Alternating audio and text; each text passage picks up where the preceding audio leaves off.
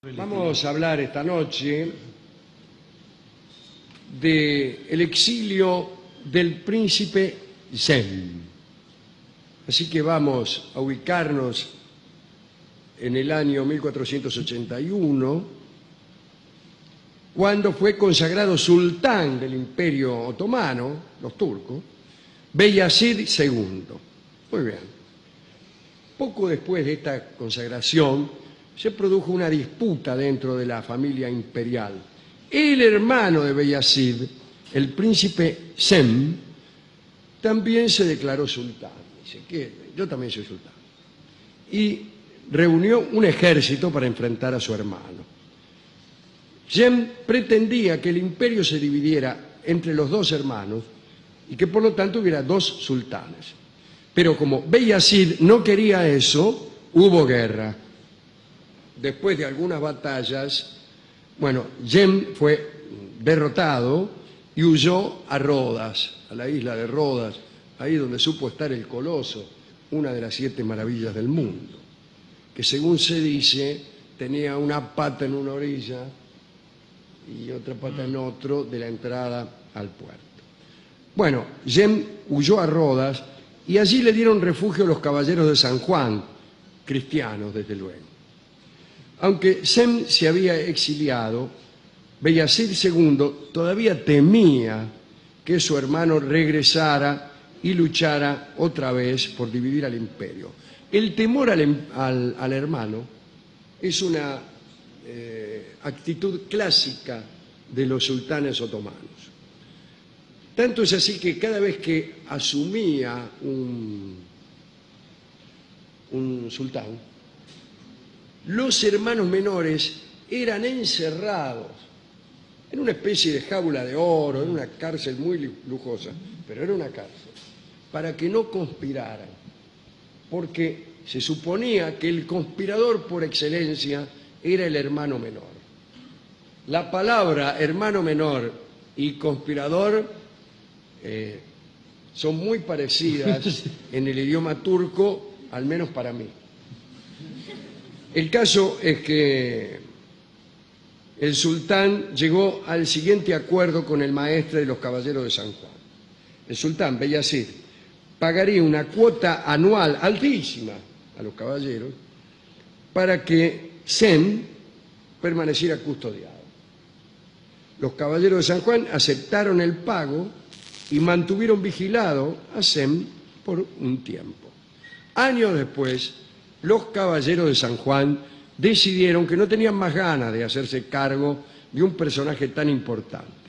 Entonces, redondamente, entregaron a Zen, ¿a quién? Al Papa de Roma, enemigo, naturalmente, del Imperio Otomano. Beyazid, entonces, no tuvo más remedio que transferir la cuota que pagaba por la vigilancia a los caballeros de San Juan, nada menos que al Papa de Roma. Y así fue entonces que el príncipe Zen pasó a vivir en la corte del Papa. Papa que no era otro que nuestro amigo Alejandro VI, el Papa Borgia, que todos conocemos aquí. Cuidado. Papa de origen español. Borja se llamaba la familia, después pasó a ser Borgia, o Borgia, como le decimos nosotros. El Papa Alejandro estaba de lo más contento, porque la renta que le pagaban por vigilar a Zen era interesante. Así que fue alojado con muchos honores y también con muchas precauciones. Podía entrar y salir del Vaticano a cualquier hora del día, pero siempre custodiado. Parece que Zen era pequeño de estatura y que le faltaba un ojo, le faltaba.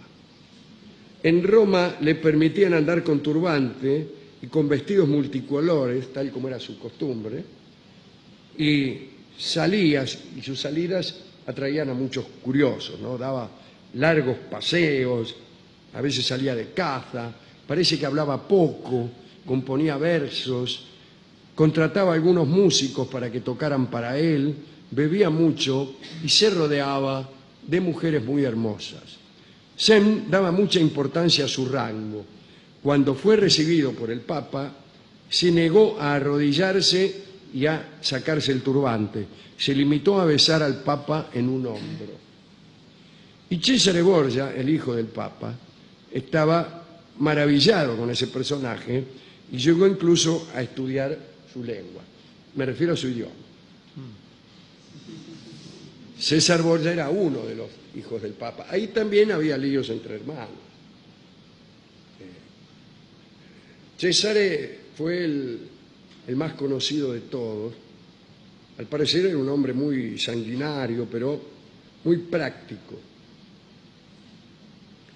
Conducía los ejércitos papales en un tiempo en que las tareas seculares del Papa eran no pocas. Y también tenía líos con sus hermanos. El preferido de Alejandro, del Papa, era Juan. Y entonces preparó el Papa a Juan para que fuera condottieri, para que fuera militar, y a César lo consagró cardenal a los 16 años. Está muy bien hacerse cardenal temprano. Pero no quería César ser cardenal, quería luchar. Bueno, al final se impuso, impuso su voluntad y fue un príncipe que inspiró a que no saben a quién, a Maquiavelo. Nicolás Maquiavelo escribió aquel famoso libro, El Príncipe, donde se dice que el fin justifica los medios, todo el manual para todo gobernar. El manual de la astucia, y el modelo era Cesare Borgia, que murió muy joven, murió a los 31, no sin antes haber hecho asesinar a Juan, su hermano, pero tenía otros hermanos también, como Lucrecia, que también es una persona muy, muy interesante. Todos esos andaban por allí en Roma en el momento en que el pobre Sem estaba refugiado y fuera del poder, medio preso, digamos. Medio preso. Muy bien. Pero vino a suceder algo que perturbó la custodia de Sem. En 1494 apareció en Italia el rey de Francia sería mejor, Carlos VIII. Avanzaba hacia Oriente con la intención de conquistar algunos territorios. Publicó un manifiesto que decía que el objetivo de la expedición era preparar la ruina de la potencia turca y la liberación de los santos lugares. No de la estación Santos Lugares. No, sino de Jerusalén. Tarea que nunca se llevó a cabo. Ya lo habían hecho antes y ya los habían rajado. Ahora bien, lo que en realidad quería el rey de Francia era pegarse a algunos saqueos. Cayó, estuvo en Roma, se le ocurrió hacerse con el príncipe Sem para luego desbarrancar a Beyazid, a su hermano, y colocarlo como sultán del Imperio Otomano. O sea, el plan del rey de Francia era tener un sultán adicto en el Imperio Otomano. Y el Papa Borgia, abrumado por las fuerzas francesas que llegaron a Roma, tuvo que entregar al príncipe. Pero, aunque se suponía que el Papa debía ponerse contento con la llegada de este nuevo cruzado, que era el rey Carlos, la verdad que estaba bastante amargado porque la entrega de Sem pasaban dos cosas. Por un lado, Roma se quedaba sin la cuota de la custodia, que era muy alta, y por el otro, quedaba evidente una traición ante un imperio tan poderoso como el Imperio Otomano. El Papa, muy preocupado, le escribió al sultán Beyazid y le contó todo lo que estaba sucediendo. Mire, Beyazid, acá vienen los franceses y me dicen que yo le entregue a su hermano, que bla, bla, bla. El sultán, enterado del posible avance del rey de Francia, junto a su hermano Sem, le prometió al Papa una suma de dinero enorme. Dice, mire, yo le voy a dar, ¿vio lo que le estoy dando? Mucho más le voy a dar, pero eso sí, hágame el siguiente favor, mátemelo a mi hermano. Hágalo sonar. No sé si me explico. El Papa, que no tenía muchos escrúpulos, el Papa, algunos se maravillan, dicen, ¡ay, cómo el Papa tenía 3 hijos! Tenía 8.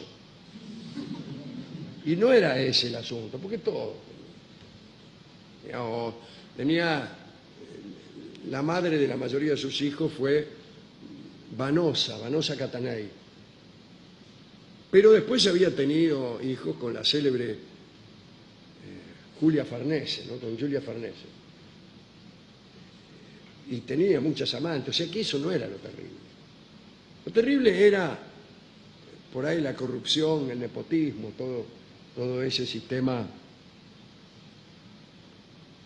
de falta de escrúpulos que caracterizaba el gobierno espiritual de la Iglesia, pero además el gobierno secular de los estados papales. Sí, sí. Bien, entonces dijo, más yo lo mato y chao.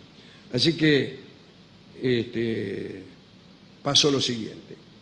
Apareció Carlos VIII, el rey de Francia, llegó a Roma, lo recibieron con falsos honores, ¿cómo le va? ¿Qué sé yo? Tome aquí le entregamos al príncipe Sem, lléveselo, que le vaya bien.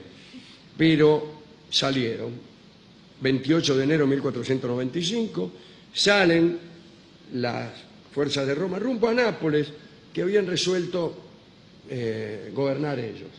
El reino de Nápoles era gobernado entonces por los de Aragón, por aragoneses.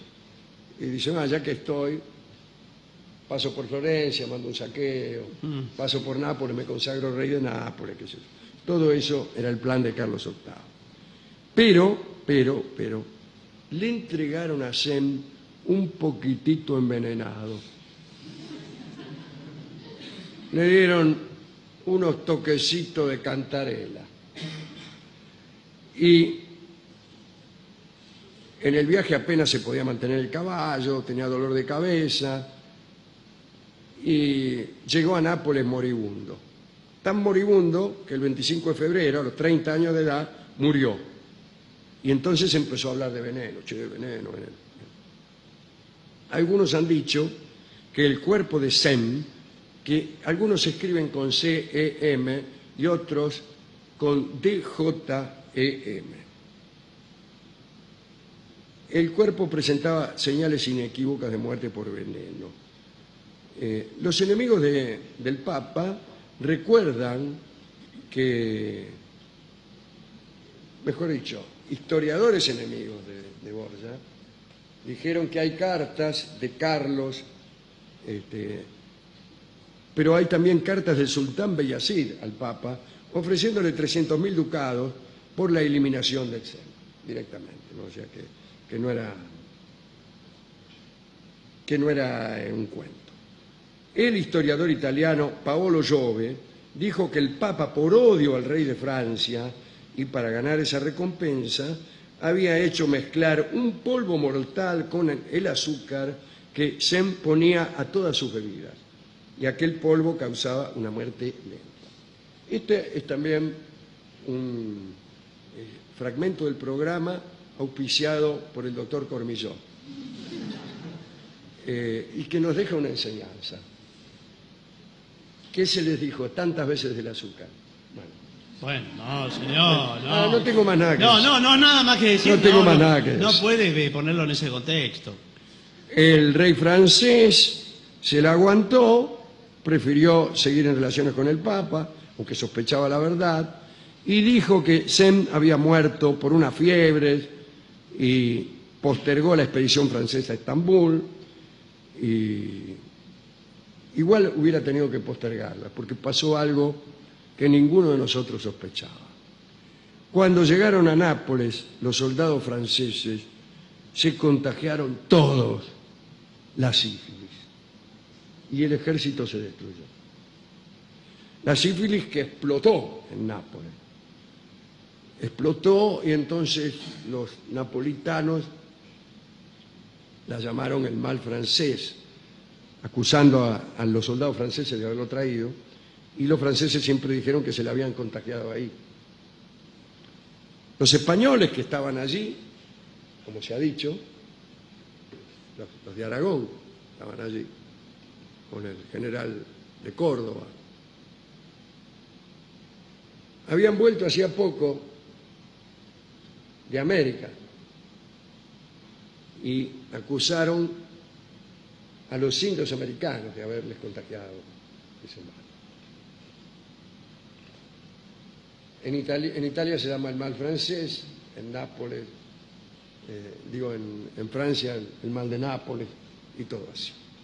El caso es que Carlos hizo embalsamar el cuerpo del príncipe y los restos de Sem fueron transportados recién 4 años más tarde a Anatolia junto con algunas de sus posesiones. Sem era dueño de algunos objetos muy extraños. Tenía, por ejemplo, una copa encantada que no se vaciaba nunca y un mono que jugaba al ajedrez. De la interacción de estos dos objetos no salía nada demasiado edificante. Beyazid II pidió que el cuerpo de su hermano y rival fuera enterrado en Bursa, un sitio que no correspondía a la familia real, pero al excavar la tumba los obreros oyeron un trueno. ¿Qué pensaron? Una señal divina. Y sí. Así que no lo enterraron allí, primero salieron rajando y después creyeron que era una amenaza divina, por lo que no continuaron las excavaciones.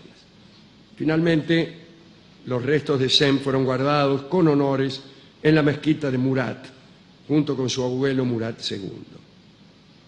Esta fue la historia del príncipe Sem, que tuvo su cuarto de hora en Roma, que fue envenenado por los Borgia y que luchó contra su hermano disputándole al menos la mitad del imperio. Todos los demás terminaron mal también. Carlos se peleó con la mujer, se enfermó también, el rey de Francia.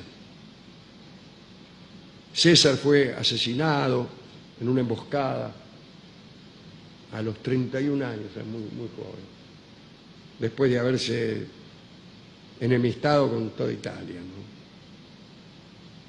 El Papa también murió enfermo y abandonado por sus amigos, y lo sucedió todo.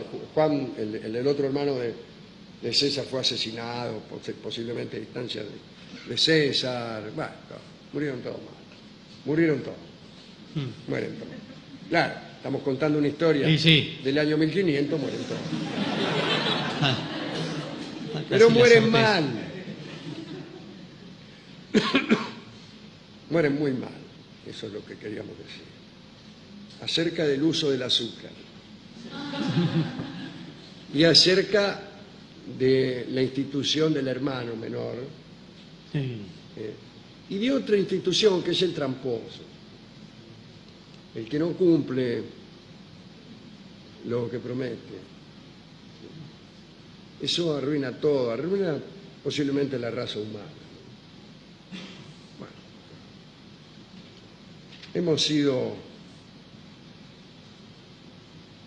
a la discoteca, le explicamos todo este asunto al discotecario. Nos dijo que él también tenía un hermano y que era terrible. Sí, debe ser mayor el hermano menor debe ser el discotecario, me parece. El hermano menor, ¿cuál es peor para usted? El menor. El menor, ¿no? Sí. El menor es el hermano malo. El menor es el hermano malo, sí. Como yo he visto muchas películas de Luis Sandrini, que siempre tenía un hermano malo, que era el papel que era representado justamente por su hermano, Eduardo Sandrini. Y creo que era el menor. Sí, sí. El menor siempre es más malo. Todo eso me lo contó el discotecario y después me entregó esta milonga que vamos a escuchar ahora por su autor, Atahualpa Yupanqui, y que se llama Los Hermanos. Así que vamos a escuchar esta milonga que seguramente se refiere a Beyazid, a su hermano Sem, pero también a todos los Borgia, a Juan, a Godofredo, sí, a Jerónima, a César, a Lucrecia, desde luego. No sé si Atahualpa los tenía en su imaginario. Seguramente que sí, aunque lo disimuló para cumplir con Julio Magnus. Así que vamos a escuchar esta bonita, hermosa milonga de don Atahualpa Yupanqui.